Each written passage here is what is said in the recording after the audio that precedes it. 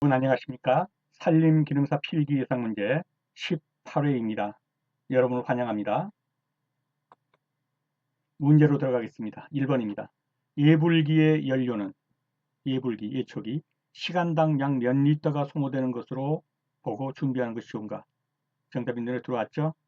네, 0.5리터입니다. 시간당 0.5리터를 먹습니다.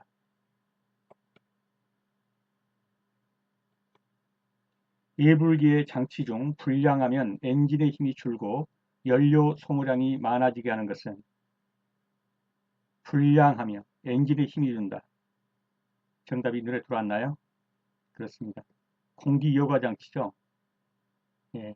예불기 같은 경우에 단순히 연료만 넣는다고 되는 건 아니죠. 연료에 플러스 뭐가 들어가야 되나요? 공기가 들어가줘야 합니다. 예, 공기가 있어야 연소가 되죠. 근데 여과 장치가 좋지 않아 가지고 공기가 제대로 공급이 안 되면 불완전 연소가 되게 됩니다. 그래서 공기 여과 장치에 문제가 있게 되면 엔진에 힘이 줄고 연료 소모량만 많아지고 불완전 연소가 되니까요. 이번에 2번이 되겠습니다. 그래서 공기 여과 장치가 불량하면 기화기 내의 공기와 연료의 비가 맞지 않아서 불완전 연소로 인해 엔진의 힘이 떨어집니다. 또 공기 여과 장치가 더럽혀져 있으면 아예 공기가 공급이 안 되니까 점화에도 이상이 있게 되고요. 연료 소모량이 많아지고 엔진 가동이 불규칙하게 됩니다. 그래서 불량하면 엔진의 힘이 줄어드는 거 공기 여과 장치였습니다. 다음 중 상대적으로 가장 높은 온도의 발병 조건을 요구하는 수병은 그냥 정답을 외우는 길밖에 없습니다. 리지나 뿌리 썩은 병입니다. 이거는 나무가 이렇게 있으면 이 나무 밑에서 장작구이에 먹거나 해가지고 이 지표의 열이 40도씨 이상에서 24시간 이상을 가게 되면 포자가 발화를 합니다. 그래가지고 뿌리 썩은 병이 일어나는 거예요. 그래서 이 해변가, 숲이 있는 해변가에서 이 땅에 어떤 열을 가하는 거 이거 하지 말아야 합니다. 하게 되면 리지나 뿌리 썩은 병에 의해서 나무가 죽습니다. 그래서 이 내용을 한번 읽어보시게요. 경응균이 40도씨 이상의 온도가 24시간 이상 지속되면 포자가 발화하게 됩니다. 그래서 높은 온도에서 발화하는 것. 그래서 땅에다 놓고 불 피거나 이러면 소나무는 뿌리 썩은 병에 들어가게 됩니다. 지금 보시다시피 이 소나무 숲에서 이렇게 장작 피워놓고 빼먹는다든가 이러면 이런 식으로 걸리는 거예요. 이게 죽었죠. 여기다가 이렇게 해가지고 뭐 구워 먹고 이렇게 불 피우게 되면 이게 이제 뿌리 썩은 병으로 간단 말이죠. 리지나 뿌리 썩은 병이었습니다. 상대적으로 가장 높은 온도의 발병 조건 40도씨가 24시간 이상 요구되면 계속되면 포자가 발화해서 뿌리 썩은 병이 일어난다. 리지나 뿌리 썩은 병이었습니다. 플라스틱 술라에 속도 조절 장치를 설치하는 정당 경사로 가장 적당한 것은 플라스틱 술라가 뭡니까? 저 산 위에서 이렇게 플라스틱으로 해서 통나무를 내릴 수 있도록 이렇게 하는 건데요. 경사가 몇 프로 이상이 되면 여기에 속도를 줄이는 속도 저감 장치를 해줘야 되냐 이렇게 묻고 있어요. 답은요. 경사가 5, 60%가 되면 여기에 속도 저감 장치를 해서 속도를 줄이게 해줘야 합니다. 그래서 보시다시피 이것이 플라스틱 수라죠. 여기서 통나무를 넣으면 여기서 밑으로 이제 내려가겠죠. 근데 한참 가다가 경사가 5, 60% 이상이 되면 이제 속도가 좀 줄여줘야 돼요. 그래서 속도 조절 장치를 둬야 되는 게 5, 60% 정도에서 속도 조절 장치를 둔다. 플라스틱 수라의 속도 조절 장치는 경사가 5, 60% 정도 됐을 때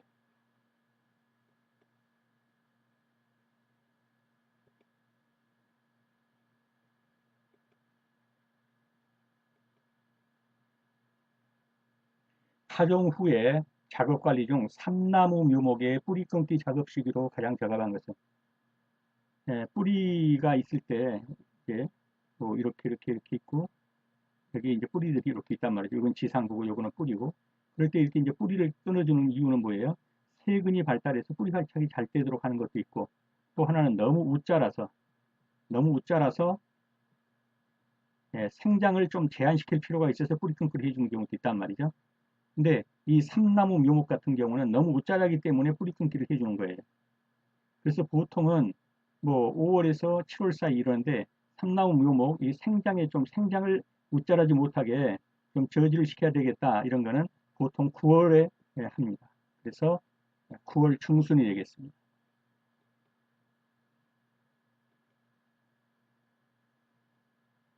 삼나무, 낙엽송 일대는 웃자란 것을 방지하기 위해서 8, 9월에 실시합니다. 보통은 5월에서 7월에요. 이렇게 뿌리를 잘라주면 여기에서 자잘한 이제 세균이 나와서 뿌리 활착을 좋게 하겠죠. 또 삼나무나 낙엽송 같은 경우는 너무 웃자라는 것을 양분을 좀 줄여주는 거죠. 이렇게 해서 웃자라는 걸 방지하기 위해서 하는데 삼나무나 낙엽송 등일 때는 8 내지 9월에 실시한다는 거 알아두십시오.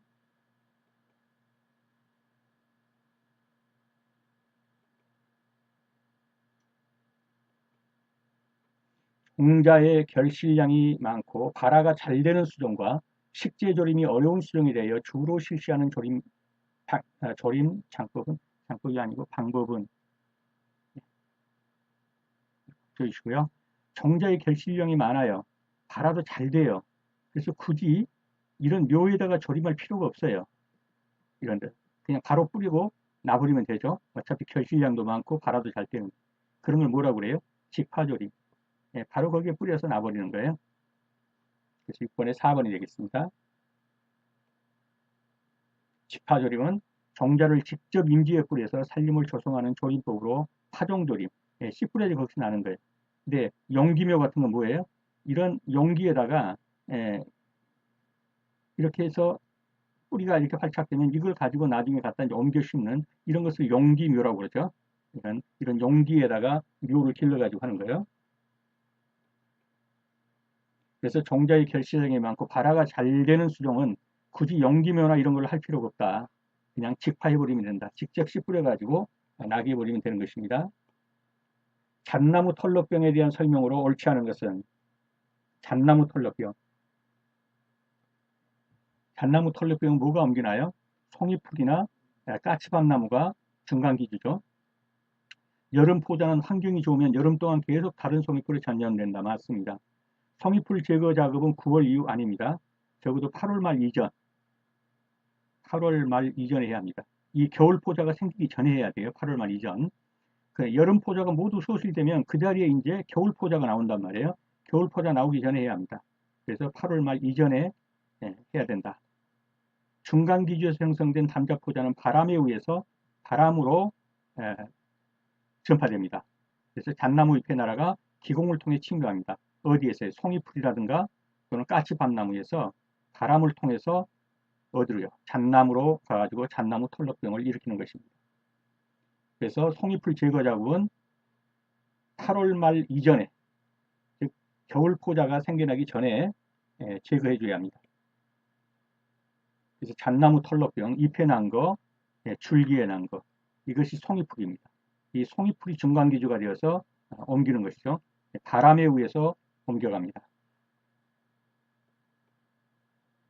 송이풀 제거 작업은 8월 말 이전에 시행해야 효과적입니다.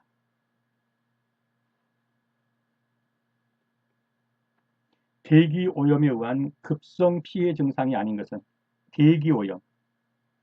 우선 답부터 말씀. 이거는 급성입니다. 요거는요. 만성이에요. 만성. 급하게 죽지 않아요. 잘 죽지도 않지만 비실비실하는 거죠. 연맥의 황화현상, SO2, 황화현상이 일어나는 겁니다. 그래서 대기오염은 급성 피해 증상은 아닌데 시름시름 앓는 거죠. 연맥 황화 현상입니다.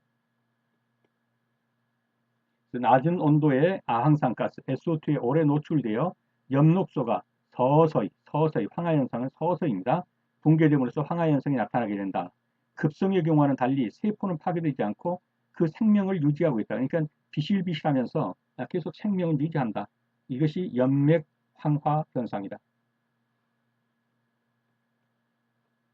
대기 오염에 의한 급성 피해 증상이 아닌 거, 비실비실 오래 가는 거, 이거는 급성으로 빨리 죽는 거. 묘목이 활착되지 못하는 주요 이유로 옳지 않은 것은 자, 활착되지 못한다. 라는 말의 첫째는 뿌리가 활착되지 못한다. 이렇게 봐야겠죠? 그러면 적정 시기보다 늦어졌을 때 시기가, 그렇죠. 뿌리 활착되기 좀 쉽지 않죠? 뿌리가 직접 비료에 닿았을 때 이것도 활착이 좀 쉽지 않습니다. 건조한 양지에, 그렇죠. 물이 있어야 되는데 건조한 양지에 심었다. 이것도 좀 활착되기 어렵습니다. 근데 TR율이 낮을 때 R분의 T 그러면 나무가 이렇게 있으면 자, 뿌리를 R이라고 하고 요 지상부를 탑 또는 툴이라고 해갖고 T라고 하죠. 그래서 R분의 T 그러면 뿌리가 차지하는 비중 나무에서 R이 크면 클수록 이 값은 어떻습니까? R이 크면 분모가 크니까 값은 떨어지죠. 떨어지죠. 그런데 여기서 TR율이 낮을 때, 그래서 낮을 때라는 것은 R 값이 클 때예요. R 값이 클 때라는 것은 뭐예요? 뿌리가 잘 활착되었다는 말이잖아요. 그래서 뿌리가 잘 활착될수록 TR율은 낮습니다. 이렇게 TR율 낮은 게 좋아요, 안 좋아요? 이게 좋은 거예요, 이게. 예? TR율 낮은 것은 좋은 거예요. 왜?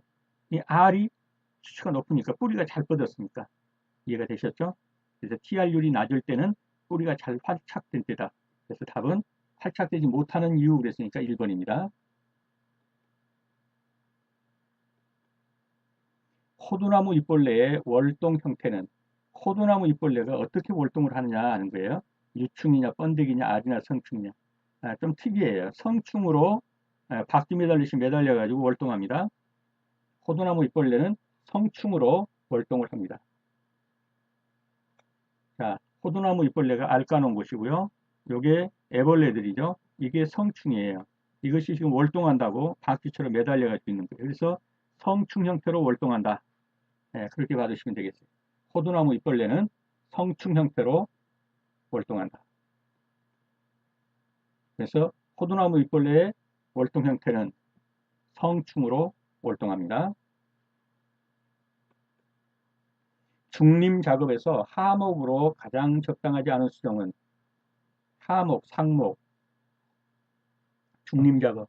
중림 작업이란 게 뭡니까? 키 큰 나무, 키 작은 나무 이렇게 심는 게 중림 작업이에요. 키 큰 나무, 키 작은 나무 이런 식으로. 그런데 하목이란 건 바로 요 나무잖아요. 하목. 요게 상목이고 이 하목으로 적당하지 않은 수정은 뭐냐 그랬어요. 딱 봐도 좀 뭔가 들어오지 않나요? 예. 지금 이 전나무 같은 거는요. 전나무 같은 거는 40 내지 50m가 커요. 하늘 찌르듯이 크잖아요. 그러면 이걸 하목으로 심어서 되겠어요, 전나무를? 이런 상목보다 훨씬 커버리는데. 그 때문에 이건 심어놓고 자라면 얘는 상목이에요. 그래서 하목으로 적당하지 않은 수중을 그러면 전나무입니다. 볼 것도 없죠, 그냥. 예. 가장 크게 자라는 40 내지 50m 자라는 애가 하목이 될 수 있겠습니까? 전나무는 보통 40m, 50m가 자랍니다. 지름은 1.5m에 달하는 고산식물입니다. 그래서 얘는 하목으로서는 적당하지 않습니다.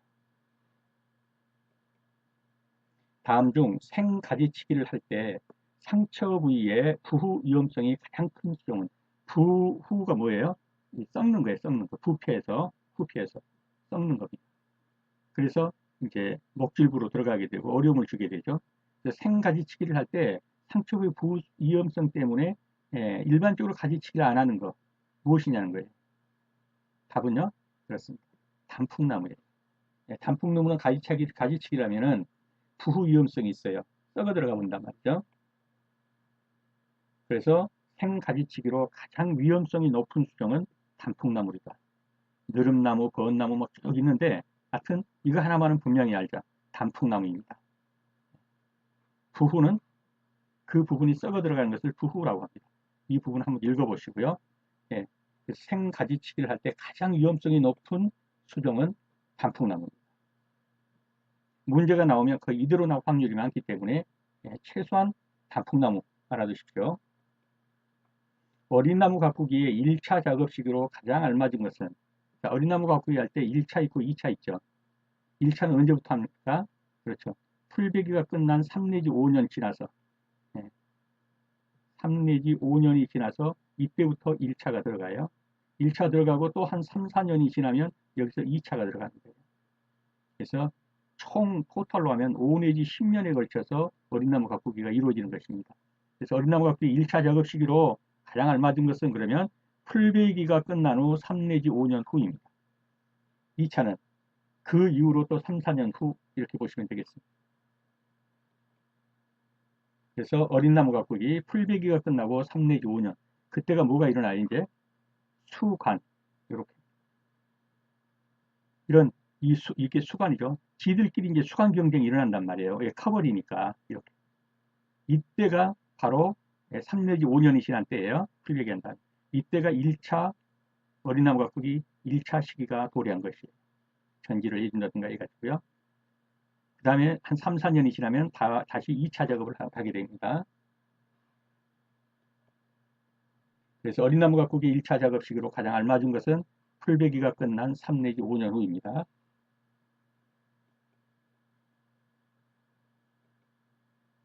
비행하는 곤충을 채집하기 위해 사용하는 트랩으로 옳지 않은 것은 그냥 눈에 보이시죠? 미끼 트랩. 이거는 설치류, 쥐 같은 거 잡아야겠죠?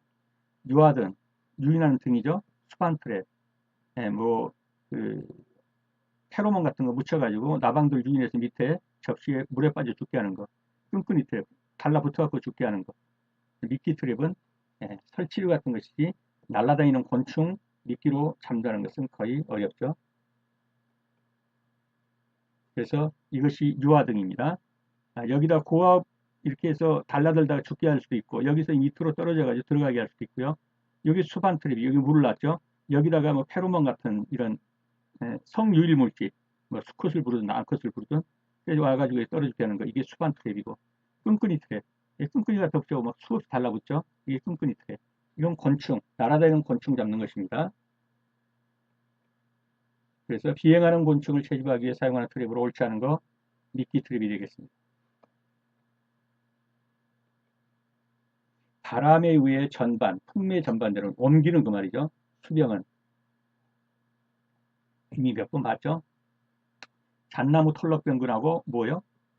송이풀 또는 까치밤나무.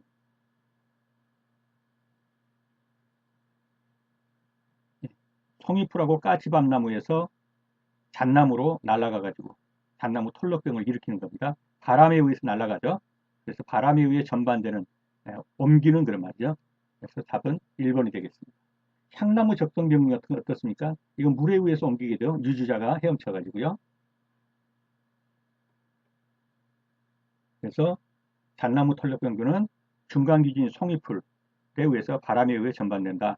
잣나무 털럭병과 밤나무 줄기마름병, 밤나무 흰가루병은 바람에 의해서 옮겨 다니는 전반되는 것이다. 종자 저장 시 정선 후에 고른 다음에 바로 노천 매장. 그렇습니까? 씨앗에다가 물 젖은 모래 섞어가지고 어디로 가요? 땅속에다 묻어두는 거예요. 땅속에다. 이걸 노천에다 매장한다는 거죠. 뭐 하려고요? 발화가 잘 되게 하려고. 저장할 때 정선으로 따서 바로 노천 매장해 하는 거. 느티나무 잣나무예요. 이게 좀 외우기가 쉽지 않겠죠? 잣다가 좀 먹어보려고 그랬는데 먹어보지도 못하고 바로 물 젖은 모래하고 섞어서 땅속으로 들어가요. 저 같은 경우는 먹는 것이 좀 약해가지고 아마 땅 파고 잣 이거 먹을 것 같아요. 혹시 시험장에서 이런 문제가 나오면 그렇지 먹어보지도 못하고 잣 노천매장을 묻어놓고 밤에 가서 몰래 파먹는다. 그렇게 한번 연상해 보세요. 바로 정선으로 따고 바로 노천매장으로 가버리는 거예요. 먹어보지도 못하고 그 맛있는 잣을 느티나무 잣나무입니다. 수확 후 바로 노천매장으로 가는 거 그걸 상수했어요. 느티나무 잣나무고요. 땅 얼기 전 조금 있다 그래도 땅 얼기 전에 노천매장으로 가는 거 층층나무 전나무 이듬해 초봄 돼가지고 파종하기 1개월 전에 노천매장으로 가는 거 삼나무 편백 소나무 해송들 그래서 여기서는 수확 후 바로 노천매장으로 가는 것 잣나무 느티나무 그래서 조금 먹어보거나 가야 되는데 바로 노천매장 시켜가지고 저 같으면 밤에 가서 아마 파먹을 것 같아요. 너무 잣을 좋아해가지고요. 여러분도 시험장에서 잘 모르겠으면 바로 노천매장 가지 좀 파먹어 볼까? 밤에 몰래 가가지고요. 17번입니다. 삽수의 발근이 비교적 잘 되는 수종. 삽수가 뭡니까? 꺾꽂이죠. 네, 꺾꽂이 했을 때 뿌리가 비교적 잘 나오는 그런 수종. 또 비교적 어려운 수종, 대단히 어려운 수종으로 분류할 때 비교적 삽수가 잘 되는 거, 꺾꽂이 잘 되는 거. 그렇죠? 측백나무, 거드나무 이런 거 뭐, 개나리, 거꾸로 꽂아가지고 꼽아놔도 산다는 거. 측백나무입니다. 꺾꽂이가 잘 되는 거, 측백나무, 포플러, 거드나무, 은행나무, 개나리, 주목, 향나무, 삼나무 등. 적어도 측백나무는 확실히 알아두셔야 합니다. 시험이 나오면 이와 똑같이 나올 수가 있어요. 그래서 삽수의 발근이 비교적 잘 되는 수종, 할 때 비교적 잘 되는 수종은 꺾어다 갖다 놓으면 어지간하면 사는 나무, 측백나무. 오리나무 잎벌레 유충이 가해한 20개 피해 형태로 오른 것은 오리나무 잎벌레. 얘는 그냥 답만 찍어서 확실하게 알아두십시오. 답은 4번이에요. 이게 다 하려고 하면 이게 쉽지 않죠. 주로 잎의 잎살을 먹기 때문에 잎이 붓게 변색된다. 이게 답이에요. 사진을 보고 연상으로 한번 그 이미지화 해보세요. 이게 오리나무 잎벌레예요. 이게 애벌레죠. 요거는 성충이에요. 얘가 먹는 것은 뭐냐면은 이 잎살만 먹어요. 이게 다 먹고 구멍이 똥똥 뚫려버렸다. 이러면 다 틀려요. 보시다시피 형태가 그대로 남아있잖아요. 예? 여기 있는 이 잎살만 먹었단 말이에요. 그래가지고 이렇게 붉게 죽는 거예요. 이렇게. 이런 식으로. 그래서 이건 애벌레고 이건 성충. 그래서 그림으로 이미지화가 됐죠. 그래서 잎맥만 가해하여 구멍이 뻥뻥 뚫어진다 아니잖아요. 지금 보셨듯이 가지 끝을 가해 피해 분비가 말라 죽는다 이것도 아니고요. 대부분 어린 새순을 갉아먹어 수목의 생육을 발휘한다 이것도 아니고요. 잎의 잎살을 먹기 때문에 잎이 붉게 변색된다. 잎의 모양은 거의 그대로 남아 있어요. 근데 잎살만 싹 그 위에 것만 갉아먹었잖아요. 그래서 잎이 붉게 변색되면서 잎이 죽는 거예요. 오리나무 잎벌레 유충이 가해한 수목은 잎살만 먹기 때문에 잎이 붉게 변색된다. 좀 전에 본 그 그림을 연상해 보세요. 소나무 혹병의 중간 기준은 이거 시험에 자주 나오죠. 소나무 혹병의 중간 기준 서로 가까이 하면 별로 안 좋은 나무들이에요. 뭘까요? 졸참나무나 신갈나무예요. 떡갈나무. 그래서 여기서는 졸참나무입니다. 소나무 혹병의 중간 기준은 졸참나무입니다. 송이풀하고 아까 가츠밤나무 뭐라고 했어요?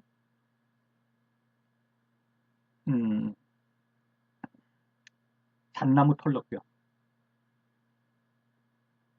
이게 중간 기준이죠. 송이풀 가츠밤나무는. 소나무 혹병의 중간 기준은 졸참나무입니다.